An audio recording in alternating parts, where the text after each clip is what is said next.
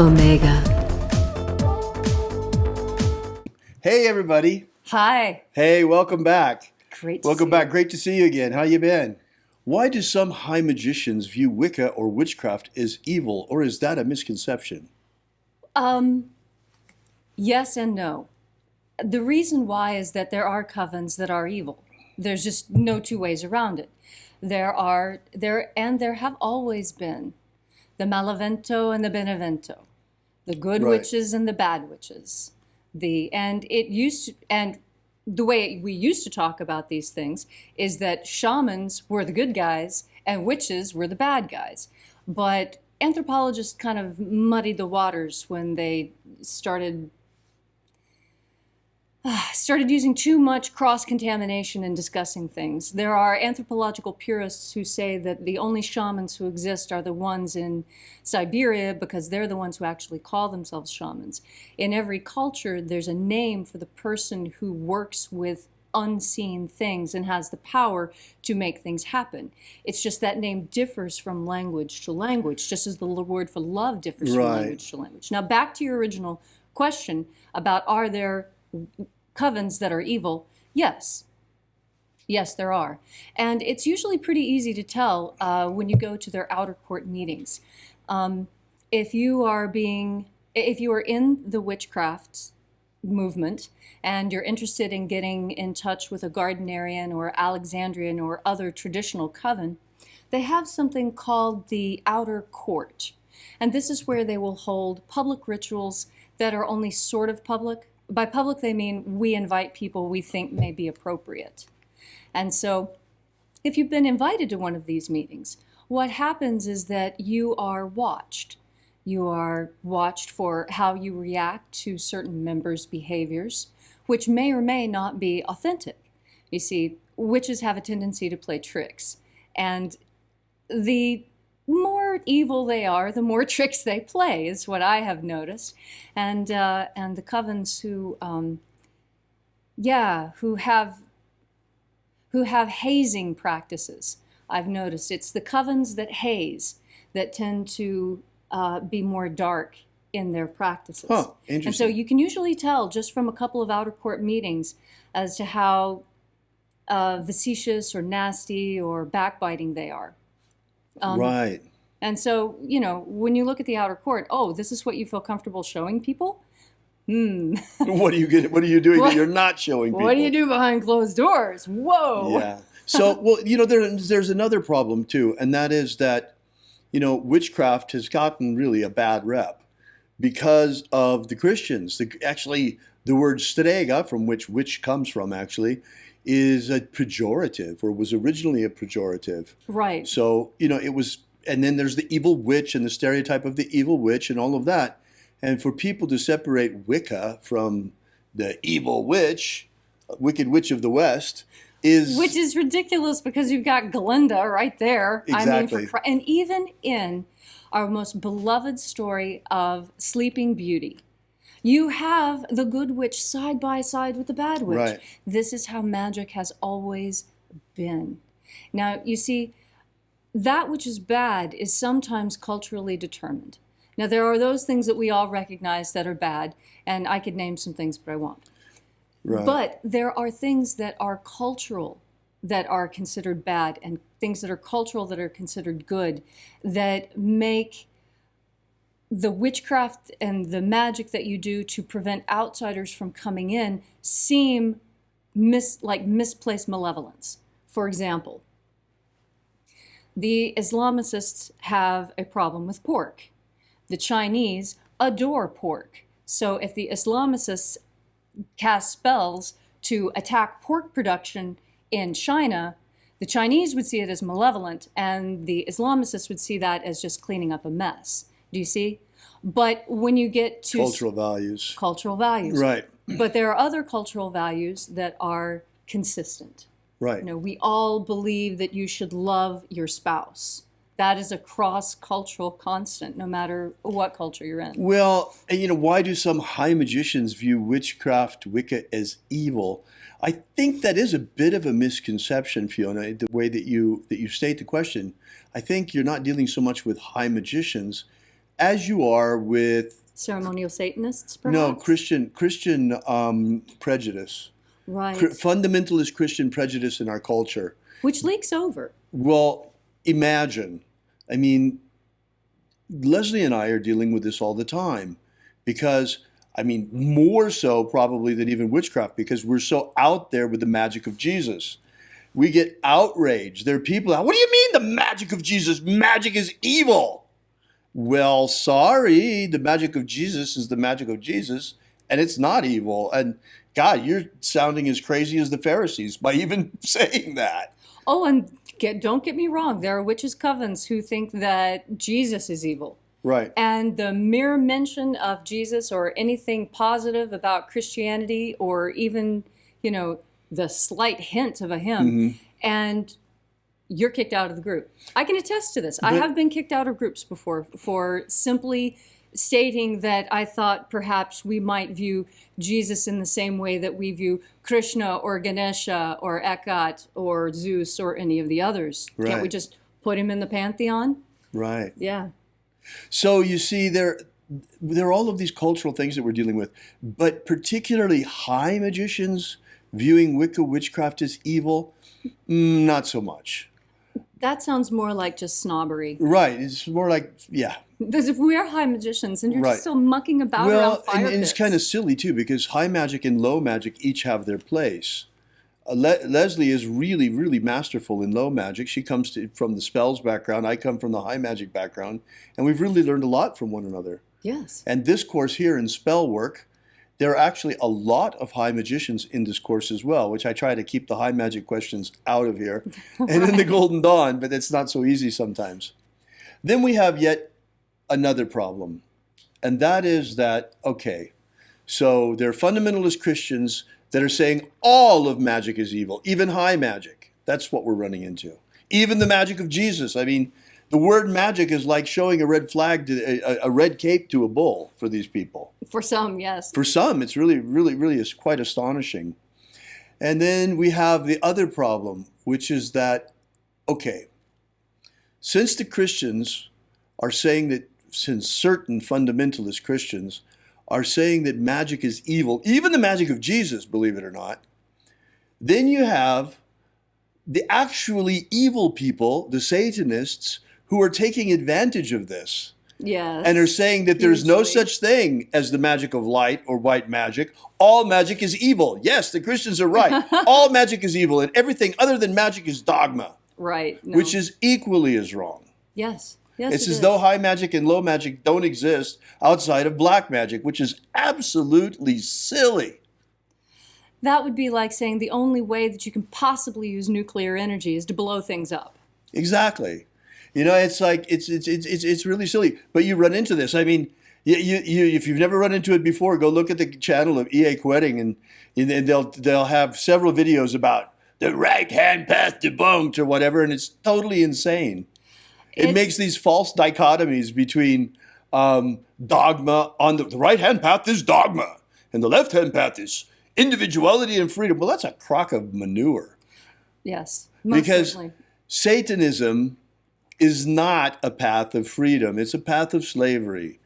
I mean, you just take a look at these people. I mean, they're you know, they have all kinds of problems. I mean, look at their lives.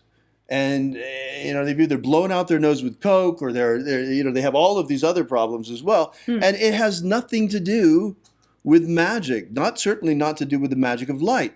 But when you're invoking negative forces all the time, well, if you go to bed with dogs, don't be surprised if you wake up with fleas. Right. It's just like someone who insists on eating cake at every meal.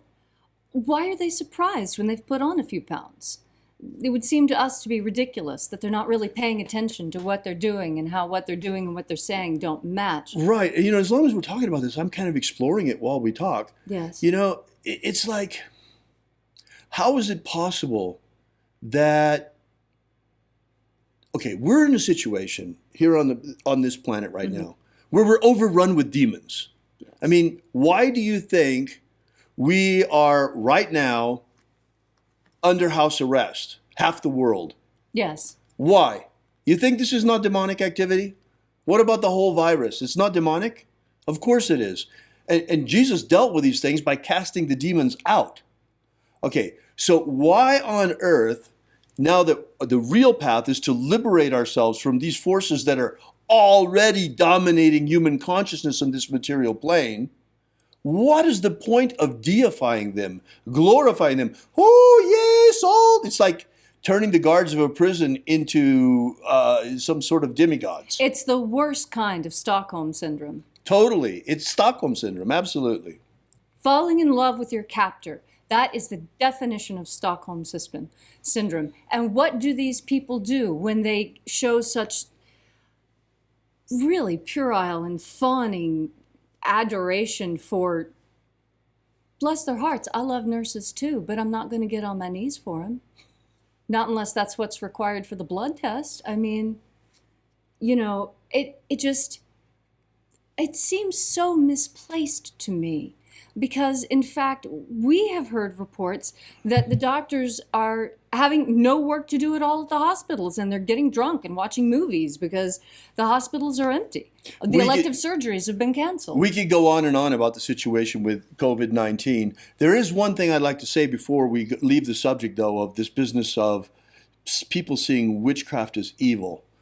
There is one thing in witchcraft that Leslie and I have already shined a light on and hopefully is changing, and it really should change, and that is the infiltration of black magic into witchcraft.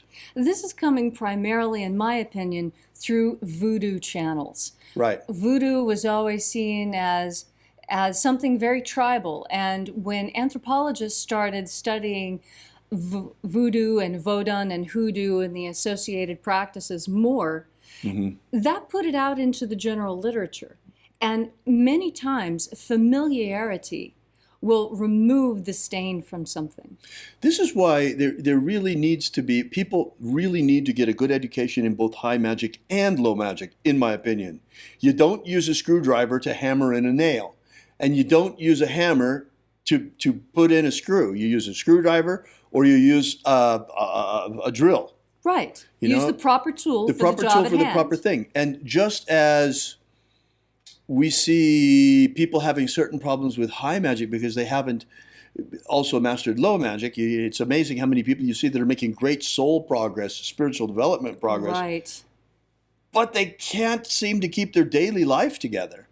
Right. And they're always out of work, or this is going wrong, or that's going wrong, because they don't have that low magic grounding as well to balance it. You need both. Just as you're a physical body and a spiritual body, you need low magic to take care of the material body and high magic to take care of the spiritual body. Exactly. Now, add to this problematic one more thing, and that is that most low magicians don't have any real training in high magic. Right. And this is why there are so many coven priests and priestesses out there who are looking to, oh, we got to draw down the moon, let's use voodoo. Right. If they had any training at all, they would understand that voodoo is not the route to go, but rather the Golden Dawn's assumption of God forms.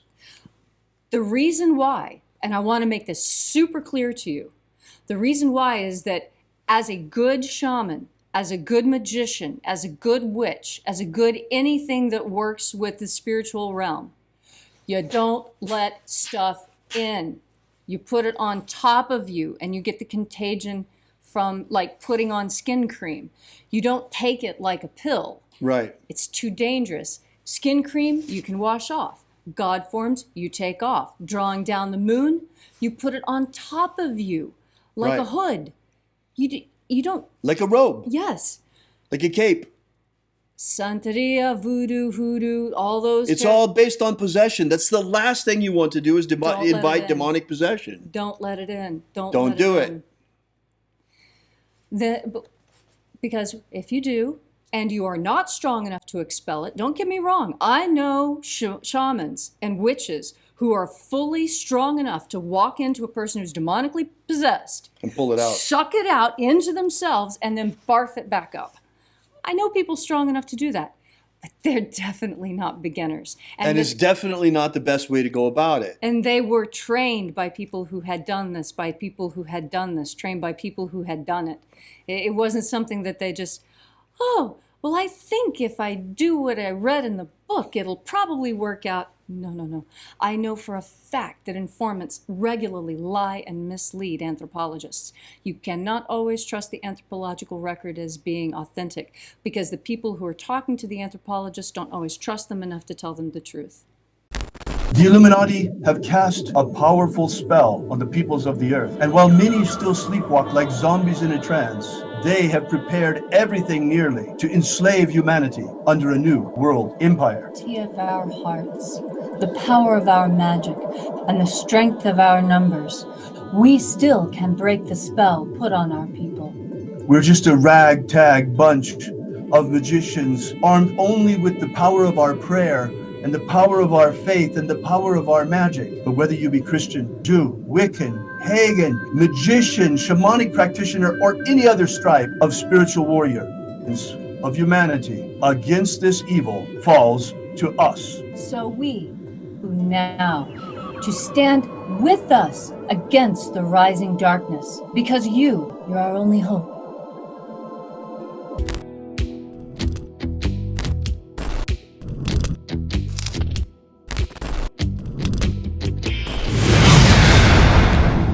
Have you ever wanted to gain real magical abilities so you can become the master of your destiny? Do you wish you could get the ancient secret key for free so you can build the life of your dreams? If you've wanted more out of life, to become all that you can be, physically, romantically, financially, spiritually, then you need to take action and get this right now. That's right, and for free, but it won't be available for much longer. So go right now to thescienceofmiracles.com and get started. Achieve the prosperous life you want for yourself. Gain ultimate life mastery.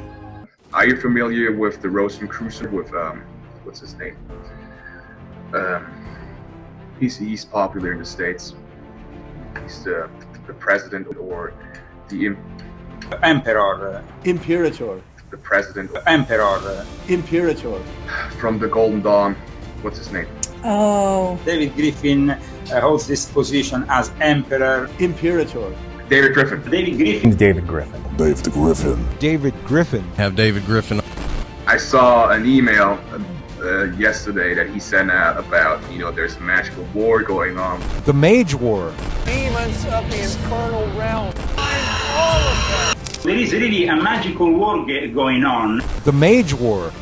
There is a guy called David Griffin who is heading all these magicians. David Griffin is S.L. McGregor Mather's present successor. David Griffin. David Griffin. David Griffin. David Griffin. I'm Golden Dawn Imperator David Griffin. David Griffin. David Griffin. David Griffin. David Griffin. Now David Griffin. There's a magical war going on. So there is really a magical war going on. Alpha Omega.